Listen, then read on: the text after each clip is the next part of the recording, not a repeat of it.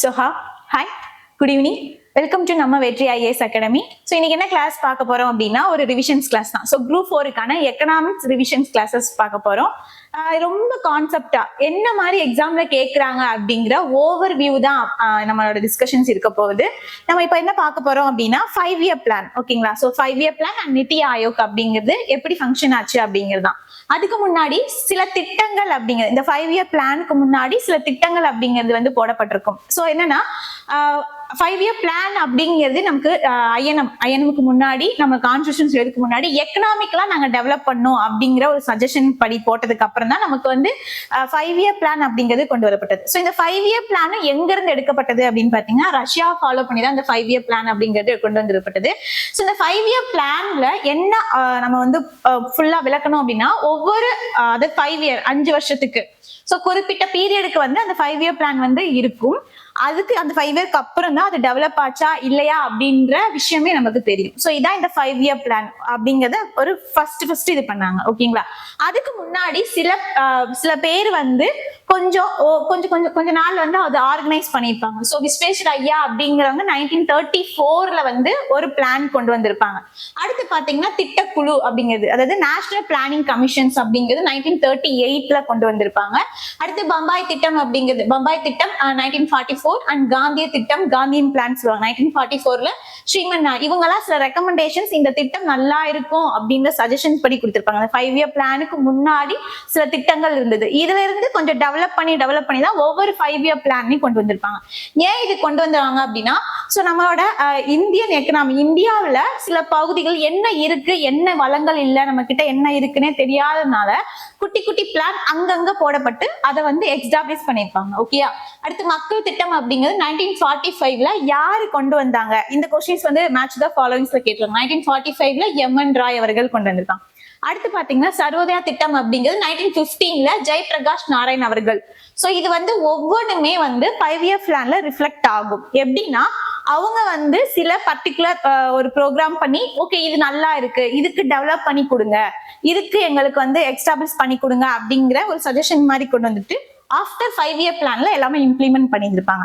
So மொத்தம் நமக்கு 12 ஐந்தாண்டு திட்டம் அப்படிங்கிறது கொண்டு வரப்பட்டிருக்கும். ஸோ 1951ல இருந்து 2017 வரைக்கும் நமக்கு 5-year பிளான் அப்படிங்கிறது கோ த்ரூ ஆயிருக்கும். ஸோ ஒவ்வொரு 5-year பிளானுமே ஒருத்தவங்க டிசைன் பண்ணியிருப்பாங்க. அதுக்கான பர்டிகுலர் வந்து என்ன இருக்குன்னா ஒவ்வொரு டிபார்ட்மெண்ட்டையும் எடுத்துப்பாங்க. இப்போ நமக்கு புரியுற மாதிரி எடுத்துக்கிட்டோம் அப்படின்னா நம்ம எக்கனாமிக்ஸ் வரை டெவலப் ஆகணும் அப்படின்னா என்ன பண்ணுவோம்னா ஃபர்ஸ்ட் ஒவ்வொரு செக்டாரையும் நம்ம டெவலப் பண்ணணும் அப்படிங்கிறது. ஸோ ஃபர்ஸ்ட் வந்து ஹேடர் டாமர் அப்படிங்கறதா வந்து முதல் ஐந்தாண்டு திட்டத்தை வந்து உருவாக்கியிருப்பாரு. அதுல வந்து என்ன முழுக்க என்ன இருந்துச்சு அப்படின்னா வேளாண்மை அக்ரிகல்ச்சர் பேஸ் பண்ணி மட்டும்தான் அந்த 5 வருஷத்துக்கும் பிளான் இருந்தது. எப்போ 1951ல இருந்து 56 ரொம்ப இம்பார்ட்டன்ட். அக்ரிகல்ச்சர்ஸ் கேட்பாங்க எந்த இண்டஸ்ட்ரியஸ் எந்த திட்டத்துல இருந்து செயல்படுத்தினாங்க வறுமை எங்க இருந்து இது பண்ணாங்க இந்த மாதிரி கொஸ்டின்ஸ் தான் ரிஃப்ளெக்ட் ஆகும். அதே மாதிரி லாஸ்டா குரூப் 1ல பாத்தீங்க அப்படின்னா 12வது திட்டத்தோட வளர்ச்சி எவ்வளவுன்னு கேட்டிருப்பாங்க. ஸோ இந்த மாதிரி அக்யூரேட்டா சில டேட்டாவும் கண்டிப்பா தெரிஞ்சுக்கும். So 5-year plan first implement பண்ணது சக்சஸா ஆயிடுச்சு.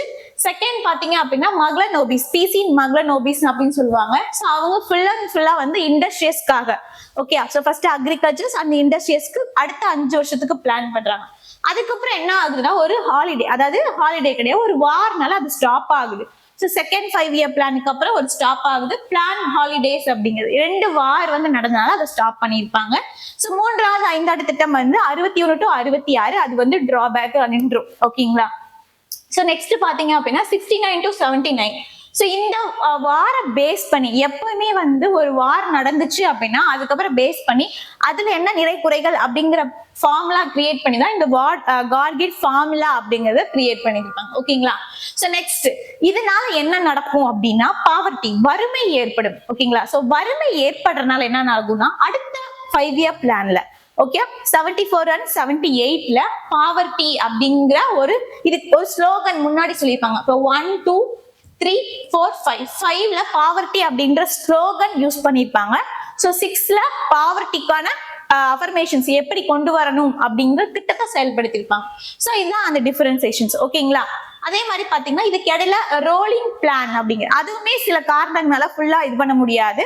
சோ சுழல் திட்டம் அப்படிங்கறத கொண்டு வந்திருப்பாங்க. இதுக்கு இடையில வந்து என்ன ஆகும் அப்படின்னா வேற பார்ட்டி வருவாங்க. ஓகே, ஸோ காங்கிரஸ்க்கு அப்புறம் ஜனதா பார்ட்டி வரனால அதை ஸ்டாப் பண்ணி அந்த சுழல் திட்டம் அப்படிங்கிறத கொண்டு வந்திருப்பாங்க. ஸோ 78 to 80 வரைக்கும் கொண்டு வந்திருப்பாங்க. ஸோ இந்த ரோலிங் பிளான் அப்படிங்கிறது எங்க இருந்து எடுக்கப்பட்டது அப்படின்னா நம்மளோட சைனா பிளான்ல இருந்து எடுக்கப்பட்டதுன்னு சொல்லுவாங்க. அடுத்து 80 to 85 வந்து ரொம்ப ரொம்ப இம்பார்ட்டன்ட். ஸோ பேங்க் செக்டாரை வந்து இம்ப்ளிமெண்டேஷன்ஸ் பண்ணணும், அதே மாதிரி பேங்க்குக்கு முக்கியத்துவம் கொடுக்கணும். எதனால இது கொடுக்குறாங்க அப்படின்னா அதாவது ஃபண்ட் வந்து நமக்கு வந்து சர்க்குலேஷன் ஆகணும். ரெண்டாவது வந்து எல்லாருக்கும் அது அக்ரிகல்ச்சர் பேஸ் பண்ணியாவும் அந்த ஃபண்ட் போகணும். இண்டஸ்ட்ரியஸ் ஒரு பேங்கோட வேலை என்ன அப்படின்றது பாத்தீங்க அப்படின்னா ஸோ பேங்க்ல வந்துடும். ஸோ பேங்க்ல வந்து பாத்தீங்கன்னா ஒரு ஃபண்ட் நம்மளோட வரியை வந்து என்ன பண்ணனா ஒரு இடத்துக்கு போகும். அந்த பேங்குக்கு தான் எல்லாருக்கும் டிஸ்ட்ரிபியூஷன்ஸ் அப்படிங்கிறதுக்காக ஃபர்ஸ்ட் யூஸ் பண்ணாங்க. ஓகேங்களா? அதே மாதிரி சிவராமன் கமிட்டி வந்து நபார்டு பேங்கை வந்து ரெக்கமெண்ட் ஆங்க. நபார்டுனாவே நமக்கு வந்து கடன் உதவி கொடுக்கறது விவசாயிகளுக்கு அப்படிங்கிறது இருக்கும். அடுத்து 85 to 90 ரொம்ப ரொம்ப இம்பார்ட்டன்ட். இந்த பீரியட்ல ராஜீவ் காந்தி அவர்கள் வருவாங்க. ஸோ ராஜீவ் காந்தி வந்து இண்டஸ்ட்ரியஸ்க்கு இதுக்கப்புறம் தான் நமக்கு எல்பிஜி அப்படிங்கிறது வந்து கொண்டு வரப்படும். ஸோ பாத்தீங்க அப்படின்னா இதுதான் பேசிக்கா வந்து எல்லாத்துலயுமே இம்ப்ளிமெண்டேஷன்ஸ் யாரு கொண்டு வந்தாங்க, சக்சஸா ஃபெயிலியரா ஒரு டேட்டா, அந்த டேட்டாவோட கலெக்ஷன்ஸ் அந்த பர்சன்டேஜ் படி பாத்துக்கலாம். ஸோ புக்ஸ்ல ஆப்வியஸ்லி 12th எக்கனாமிக் புக்ஸ்ல நீங்க பாத்தீங்க அப்படின்னா இருக்கு. ஓகேங்களா? ஸோ நெக்ஸ்ட் பாத்தீங்க அப்படின்னா ஆனுவல் பிளான். ஸோ இதுக்கப்புறம் வந்து மேக்சிமம் வந்து இயர் மட்டும் தெரிஞ்சுக்கிட்டா போதும். 92 and 92 and 97 8th 5-year plan, 97 to 2002 இது சேம் ஒவ்வொன்றுமே பண்ணுவாங்க. அதுக்கப்புறம் இம்ப்ளிமெண்ட் ஆகும். அதுக்கப்புறம் சில ரிப்போர்ட்ஸ் எல்லாம் சப்மிட் பண்ணுவாங்க. ஃபெயிலியரா சக்சஸா இந்த மாதிரி ஒவ்வொன்றுக்குமே சில டேட்டாஸ் வந்து கொண்டு வந்திருப்பாங்க. ஸோ ரொம்ப இம்பார்ட்டன்ட் என்னன்னா 2007 to 2012 and 12 to 17 அப்படிங்கிறது ஏது ரொம்ப இம்பார்ட்டன்ட் அப்படின்னா ரேபிட் அண்ட் மோர் இன்க்ளூசிவ் அப்படின்ற ஒரு வேர்ட். ஓகேங்களா? இந்த வேர்டும் fast and more sustainable worth growth அப்படிங்கிறது இந்த ரெண்டுமே இம்பார்ட்டன்ட் 11th and 12th. ஓகேங்களா? ஸோ 12th வரைக்கும் அப்படிங்கிறது வந்து இதுக்கு முன்னாடியே வந்து ஸ்டாப் பண்ணிடுவாங்க. ஏன்னா இதை கேன்சல் 5-year பிளானை கேன்சல் பண்ணிட்டு நமக்கு நித்தி ஆயோக் அப்படிங்கிறது ஒண்ணு கொண்டு வந்திருப்பாங்க. அதாவது national institution for the transferring India அப்படிங்கிறது. இந்த நித்தி ஆயோக் அதாவது இது 5 வருஷத்துக்கு அப்புறம் தான் அதோட ரிப்போர்ட்டை வந்து நமக்கு சப்மிட் பண்றதுனால நிறைய டிராபேக்ஸ் இதனால நடக்கும். என்ன நடக்குது அப்படின்னா 5 வருஷத்துக்கு அப்புறம் தான் ஒரு இண்டஸ்ட்ரியஸ் வந்து டெவலப் ஆயிருக்கா இல்லையான்னு தெரியறதுக்கு இந்த மாதிரி ஸ்லோ டிசிஷன் மேக்கிங் அப்படிங்கிறது நமக்கு டிராபேக்கா இருக்குன்றனால நமக்கு நித்தி ஆயோக் அப்படிங்கிறது கொடுத்துரும். நித்தி ஆயோக்கோட ஃபுல்லோட வேலை என்ன அப்படின்னா ரிப்போர்ட் ரெடி பண்றதுதான். இப்ப பாத்தீங்கன்னா நமக்கு எஜுகேஷன்ஸ் அதே மாதிரி சுகாதாரம் ரொம்ப முக்கியமானது வந்து சுகாதாரம். ஒரு ஸ்கீம் இன்ட்ரோடியூஸ் பண்ணி வச்சுட்டாங்க அப்படின்னா அது சக்சஸா ஃபெயிலியரா அப்படின்னு நமக்கு ரிப்போர்ட்ல பட்ஜெட்ல அதே மாதிரி எவ்ரி ஃபினான்ஷியல் இயரையும் சரி ஒரு பார்லிமெண்ட்லனாலும் சரி நித்தி ஆயோக் வந்து ரொம்ப மேக்சிமம் அதோட ரோல் பண்ணுது. இதோட முக்கியமான வேலை என்னன்னு பாத்தீங்கன்னா ஸோ நம்மளோட கவர்மெண்ட்டுக்கு அது என்ன பண்ணுது அப்படின்னா ஒன்லி திங்க் டேங்க், அதாவது அவங்க சிந்தனையை மட்டும்தான் கொடுப்பாங்க, அவங்க அத்தாரிட்டி அப்படின்றது கிடையாது. இதை யாரு வந்து இது பண்ணுவாங்க அப்படின்னா பிரைம் மினிஸ்டர் அவர்கள் தான் சேர்பர்சன் வந்து பாத்தீங்கன்னா பிரைம் மினிஸ்டர்ஸ். பட் இதுக்கு ஹெட் யாரு அப்படின்னா வைஸ் சேர்மன் ஒருத்தர் வந்து அப்பாயிண்ட் பண்ணுவாங்க. இது ஃபுல்லா வந்து பிரைம் மினிஸ்டருக்கு கீழே தான் இது வந்து இருக்கும். ஸோ ஃபர்ஸ்ட் இதோட ஹெட் யாரு பாத்தீங்க அப்படின்னா அரவிந்த் பனகரியா அவர்கள் இருந்திருக்காங்க. இப்ப கரண்டா யாரு இருந்திருக்காங்க அப்படின்னா சுமன் பெரி அவர்கள் இருந்திருக்காங்க. ஸோ இது என்ன டேட் ரொம்ப ரொம்ப இம்பார்ட்டன்ட், என்ன டேட்னு கேட்பாங்க. ஓகே, ஸோ Jan 1, 2015 இங்க 17 பிளான் முடியறதுக்குள்ளேயே இந்த Jan 1ல 15ல கொண்டு வந்திருப்பாங்க. ஓகே, அதே மாதிரி மெயின் பாயிண்ட் ஆஃப் வியூல நம்ம எழுதணும் அப்படின்னா நித்தி ஆயோக்கோட 7 பில்லர்ஸ் அப்படின்னு எழுதுவாங்க. ஓகேங்களா?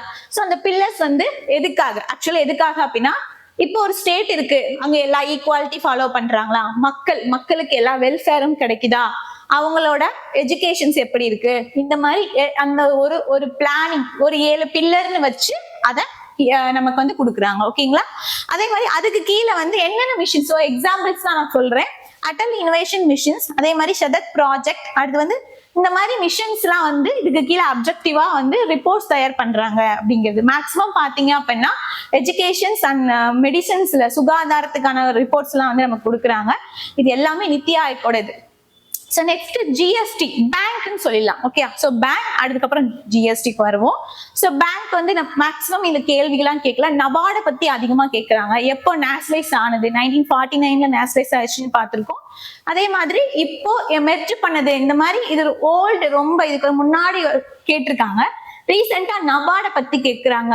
அதே மாதிரி வந்து வங்கிகளின் வங்கி எது, இந்த மாதிரி வந்து கேட்கிறாங்க. ஓகேங்களா. நெக்ஸ்ட் பாத்தீங்க அப்படின்னா டாக்ஸஸ் வந்து டாக்ஸஸ் அப்படிங்கிறது பாத்தீங்க அப்படின்னா சென்ட்ரல் கவர்மெண்ட், ஸ்டேட் கவர்மெண்ட், அடுத்து வந்து இந்த மாதிரி இருப்பாங்க. ஸோ சென்ட்ரல் கவர்மெண்ட் வந்து சில வரிகள் விதிப்பாங்க, அதை ஸ்டேட் கவர்மெண்ட்டா கொடுப்பாங்க. ஸோ இந்த மாதிரி பார்ட்டிசிபேஷன்ஸ் இருக்கு. இதுல என்ன முக்கியமான பங்கு அப்படிங்கிறதையும் ஜிஎஸ்டி.